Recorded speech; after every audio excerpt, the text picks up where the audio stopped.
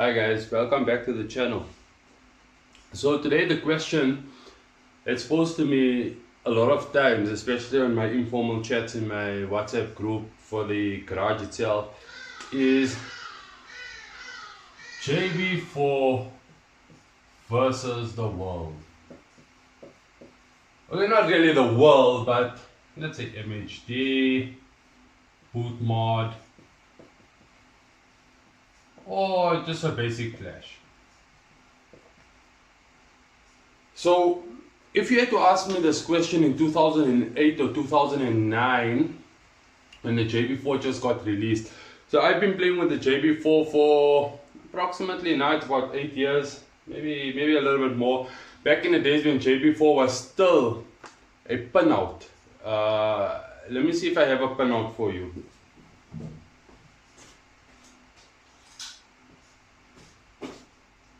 This was a pinout. If you can see, all the pins come out and you physically plug it in. It wasn't really plug and play.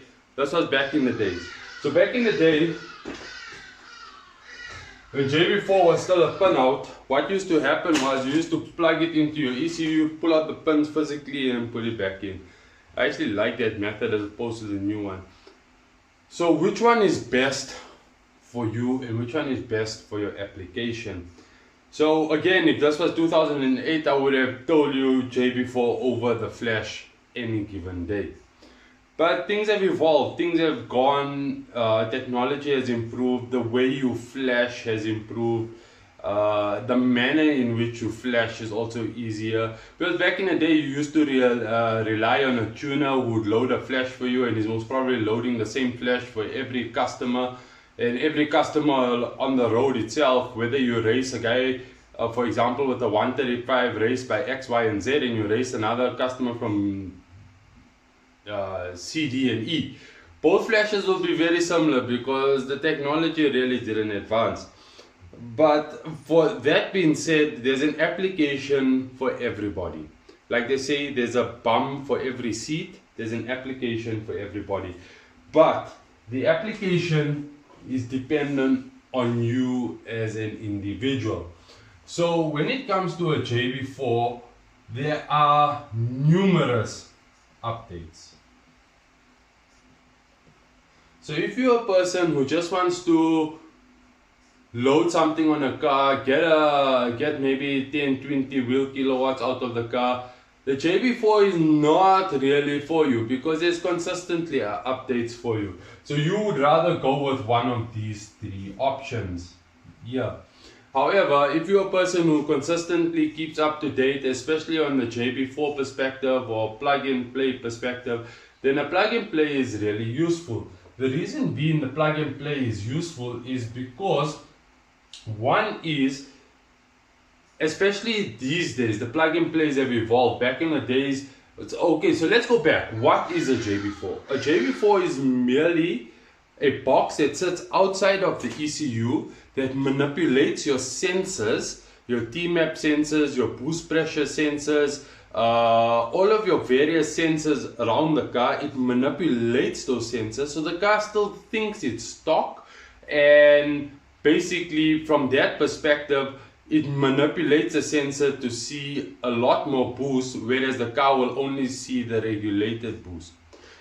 But a flash, on the other hand, directly manipulates the ECU from how can I say, from a programming perspective. So if you set the flash to 30 PSIs or 2 bars of boost, that's what you're going to get. You're going to get 2 bars of boost. Whereas a Jb4, you can adjust the boost level as you want to do it. On the N54 platform, it got really more complicated, especially with the introduction of a single turbo, because that there became your boost controller. So if you go in with updates and you're consistent on your updates, that's good. The other thing on the Jb4 that's actually quite nice is that you can have, for example, anti-lag.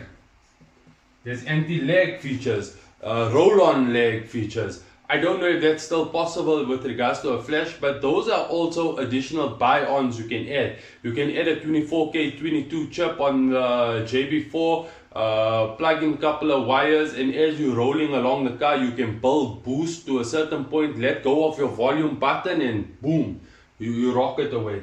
There's other features to the Jb4 which is actually extremely good, is that there's safety features. And when I refer to safety features, is that, for example, we're not going to go through everything. If you need particular advice, you can drop me a private message or something like that on my Instagram. But for example, if your trim variation between bank 1 and bank 2, we're talking on a 6-cylinder car, if your trim variation between the two exceeds a certain percentage, it'll kick you into a safety mode. For some people that's frustrating, but for others, you know, they prefer that particular safety option. Whether that can be done in a flash, I don't know. I've yet to have seen it. So it's not that the Jb4 is better than a flash, nor is a flash better than a Jb4. It's an application based on your particular requirements. So for example, on a single turbo N54 or even a single turbo S54, M4, M3, whatever your application needs be, you need to understand as a user whether I'm going to be keeping up to date with the updates, especially from a firmware update. And the beauty part of a Jb4 is that you can couple a Jb4, so you can have plus this and you can have plus a flash, and that is a lethal weapon. That is a lethal weapon. So in essence what that means is you can pre-describe your timing, your fueling, your AFR values. You can precisely program that into the ECU and just let the Jb4 do the boost control aspect of it. Let it do what it does best. Now, none of them, you can't pick a winner here, because right now technology has evolved. Again, coming back to the single turbo application, if we use the Jb4 as a boost controller, you can also flash your car with the single turbo map and then add on what's known as, I think it's called power box or boost box or something like that. It's a boost box, which is in essence a boost controller. So it's in essence a controller. That's what it is. So it's very difficult for you to say, I like the Jb4 over Mhd. It's, again, it comes back to the point with regards to user preference. The flashes these days out there are extremely potent, they're extremely good. And what I like about flashing these days is that you have the option and the controls in your hands. On your smartphone, you can flash, reflash back to stock. You can do all of those particular aspects on your particular device. There's no need for you to go to a tuner. There's no need for you to go to X, Y, and Z to do your flashing for you. You can do it in the palm of your hand. The information is out there. Then, with regards to flashing the car itself, flashing the car, you flash the car once, yeah, if there's an update 2 or 3 months later, you can reflash the car, or alternatively, you can just leave it as where it is. So there's less maintenance on a flash perspective than there is on a Jb4 perspective.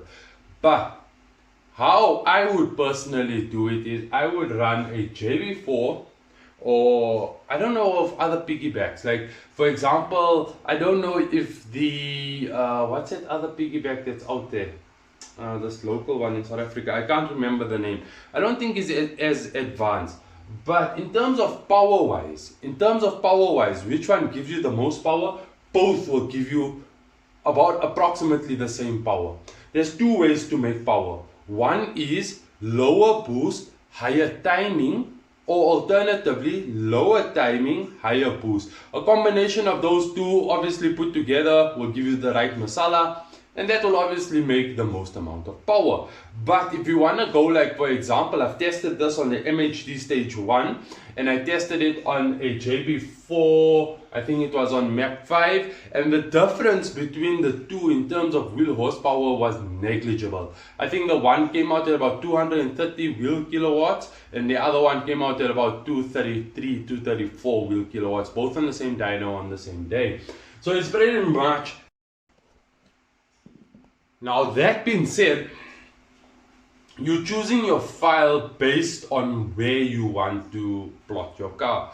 So again, with the Jb4, there's a lot more flexibility. You can choose to have a linear throttle. So for example, your throttle will be based on a percentage, from 0 to 100%. So at 0% your power will be here, and then at 100% it would almost be like a linear graph, something like that there. Whereas opposed to the old Himalaya flash, which used to go like this, you know, you can manipulate the Jb4. And also you got options of how sensitive you want your throttle to be, how you know, things like that there.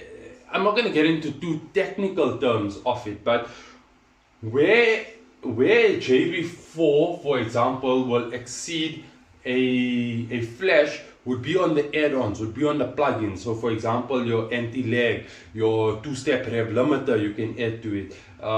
When you want to do port injection, there's a controller dedicated to it. And let's talk about that there, because reason being is that when you use a flash and you want to use port injection, then you need to use something like a split-second controller. And that split-second controller requires programming, requires updates, which is very, very technical.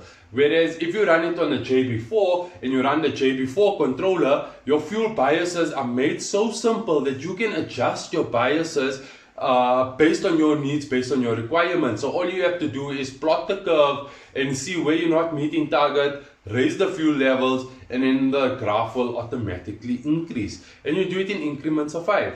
So it's easier to add-ons on this side here, and on this side here you're more reliant on your tuner to do it for you. So there's a lot more reliance placed on when you do it on a flash perspective than on a Jb4, because on the Jb4 there's how-to guides and things like that there.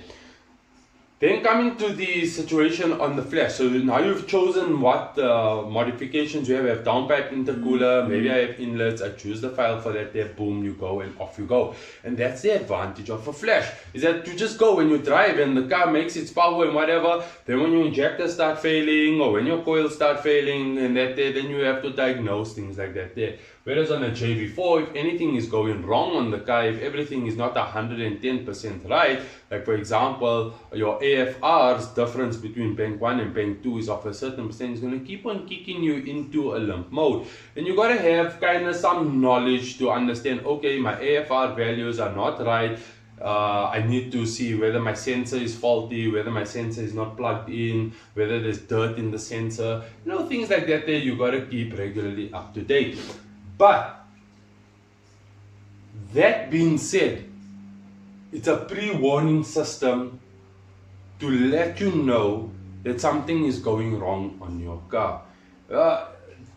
I'm sure on the flash as well, if your car is running lean or if it goes to a certain lean safety, it will also do it. But I think, and I stand to be corrected here, I think your parameters here is still based on stock parameters. I know the one thing that they can do on flash is that they can desensitize the knob tables and do things like that there, which is silly, which I don't like to do. But these are still based, so if it's 0 to 100, this is based on your stock parameter of 0 to 100. And then I think on the Jb4, in terms of added safety, for ease of simplicity, if this was stock was 0 to 100, they brought the safety down to, I think it's around about 80. So if the value reaches 80%, it will bring you into a limp mode. Whereas you need to reach that value to 100% in order for the engine light to come on a stock ECU. So I'm not too sure about this here, but I think that's approximately how this particular thing operates. So guys, the question is, which one is better? Which one makes the most amount of power? And the answer is both can make the exact same amount of power. The only thing is when it comes to simplicity, whether I am able to keep up to date with regards to firmware, back-end flashes. So yeah, this is known as a back-end flash. So when you couple a Jb4 with a flash, it's known as a back-end flash. it's not a complete flash, you're only flashing certain parameters, whereas this particular flash here is a holistic flash over the entire ECU. The reason why only certain parameters is here because your Jb4 will still remain as your boost controller. It will control your boost. So, in simple terms, and I think this video is way longer than it used to be, or it should be. Jb4 versus Mhd, both can make pretty much the same amount of power. It comes down to you as an individual, whether I can keep regularly with regards to the updates and I want to be involved more in my car, go with Jb4 with a back-end flash. If you're the type of person who just wants to flash your car, go out there, drive, don't want to log, don't want to do anything of those things, well, you can still log here, but you know, you just wanted ease. I don't want wiring in my ECU compartment, I don't want wiring in my engine bay, and I want to keep it quite simple and things like that there. Flash is your answer. So I hope that answers your questions, you know, how and where to go. But in my personal opinion, if I have to give you a recommendation, I would do a Jb4 with a back-end flash, and that's the most lethal out there. The reason being is you can adjust the boost on your steering wheel, you can do things like that there, you know. And then also with regards to flex fuel, if you want to implement flex fuel into your vehicle, it's much more easier to do it on a Jb4 as opposed to doing it on an MHD, as opposed to doing it on a flash basis. So ease of add-ons, there's a plus here, so we'll add this here as ease of add-ons. So if we have ease of add-ons coming into the Jb4, it's much more easier to do it from that perspective. I hope that answered a lot of your guys' questions. I hope it enlightened you and maybe gave you some insight and maybe provoked some sort of thought in you for you to try and achieve what you want to achieve out of your particular vehicle. If you have any other further questions and things that I did not answer, drop me a PM, drop me a WhatsApp. Yeah, I'm more than welcome to help you guys. Stay safe, be safe out there, and see you guys in the next one. Peace.